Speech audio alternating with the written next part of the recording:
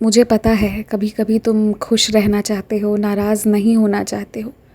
परिस्थिति भी संभली हुई रहती है, लेकिन तुम्हारे भीतर छुपे कुछ भाव, वो ऐसे भाव हैं जिन्हें तुम शब्द भी नहीं दे सकते कि पता नहीं वो क्या है, पर वही कभी कभी तुम्हारे क्रोध को शांत नहीं होने देते।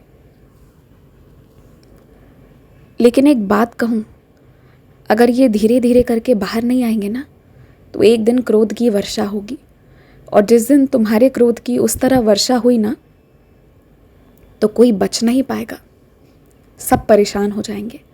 इसलिए ये धीरे धीरे आता है, और ये तो होना ही है ना कि कभी ना कभी ऐसा व्यवहार भी हो सकता है हो, क्योंकि तुमने अपने अंदर बहुत कुछ दबा कर रखा हुआ है। पर मैं तुमसे फिर भी कहता हूँ, और अब भी कहता हूँ, मन में जो थोड़े बहुत अहंकार है ना, उनका त्याग कर दो। और एक बात जो हमेशा के लिए याद रखना, जो खुद पहनो वही देवी देवता को भी अर्पित करो। और जब भी किसी को किसी सामग्री का दान देते हो ना, तो वो भी बेहतरीन सामान दो, ऐसा दो जैसा तुम खुद अपने इस्तेमाल में लेकर आते हो।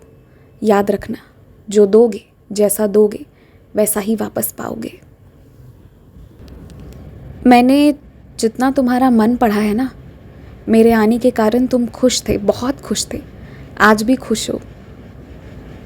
पर मेरे आने के बावजूद भी पहले तुमने सपने देखे, फिर थोड़ा डरे, डर कर ही सही तुमने मुझसे मांगा, मैंने तुम्हें दिया भी।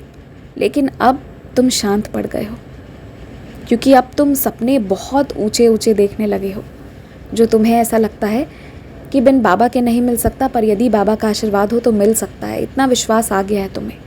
लेकिन अब तुम मांगना छोड़ दिए हो, अब तुम इच्छा रखना छोड़ दिए हो, और ये मुझे अच्छा नहीं लग रहा। मैं तुम्हें उस रास्ते पर नहीं ले जा सकता जहाँ तुम सारे मोह माया, सारी इच्छा त्याग दो। मैं वो ज़िंदगी तुम्हें नहीं दे सकता, क्योंकि मैं तुम्हें पारिवारिक ज़िंदगी का आशीर्वाद दिया हूँ, तो यही ज़िंदगी तुम्हें मिलेगी। तुम इस तरह सारी इच्छाओं का त्याग नहीं कर सकते, और इस तरह तुम्हें जीने पर से अपनी रुचि को हटाना बेहद गलत है। ज़िंदगी को जितनी उमंग से पहले जीते थे ना, वैसे ही शुरुआत करो। मुझे पता है मेरी सच्चरित्र तुमसे नहीं खुल पाती, नहीं हो पाते हैं पाठ, चाह कर भी नहीं कर पाते मेरी पूजा। भीतर से बाहर से थक चुके हो तुम, सब पता है मुझे। और अब सबके बाद तुम्हें क्या एहसास मन में हो रहा है, ये भी पता है मुझे। लेकिन तुम एक बार प्रयास करो मेरी द्वारका माई आने का, एक बार प्रयास करो मेरी शिरडी आने का।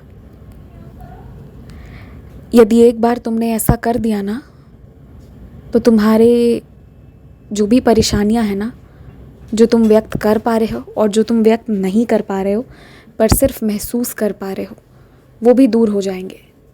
इसलिए मेरी शिरडी आओ, शीघ्र अतिशीघ्र आओ। और चिंता मत करो, इस बार सब कुछ बहुत अच्छा होगा। तुम उम्मीद कर रहे हो, विश्वास नहीं कर पा रहे, पर विश्वास करो, तुम्हारी उम्मीद के हिसाब से ही चीज़ें होंगी। खुश रहो।